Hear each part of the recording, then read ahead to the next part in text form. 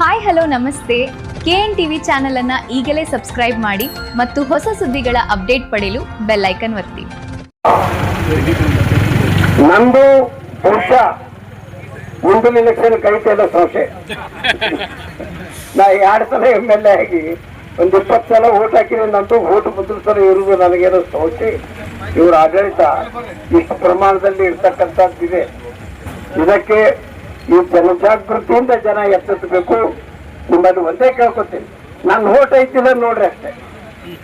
ರಾಜ್ಯಾಧ್ಯಕ್ಷರು ಮೀಟಿಂಗ್ ಕರೆದು ಅದಕ್ಕೂ ಅಟೆಂಡ್ ಆಗಿ ಹೇಳಿ ಮೊನ್ನೆ ನಮ್ಮ ಜಿಲ್ಲಾಧ್ಯಕ್ಷರು ಕರೆದಿತ್ತು.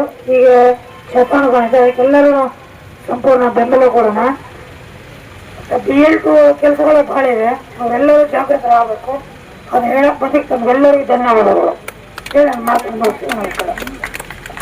ಇಲ್ಲ ಹೋಗ್ಲಿ, ನೀವೇ ತಂದಿರ್ತಕ್ಕಂಥ SIR ಮ್ಯಾನುವಲ್ ಅಲ್ಲಿ ಇದೆಯಾ? ಅಲ್ಲೂ ಇಲ್ಲ.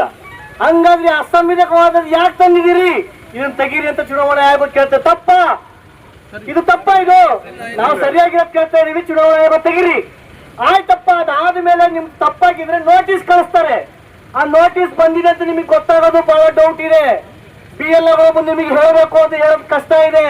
ನೀವು ಮನೇಲಿಲ್ಲ ಅಂತ ಹೇಳಿದ್ರೆ 3 ಸಲ BLOಗಳು ಬರಬೇಕು, ಬರಲ್ಲ. ಯಾಕೆ? ಒಂದೇ ತಿಂಗಳು ಟೈಮ್ ಕೊಟ್ಟಿರೋದು ಅವರಿಗೆ.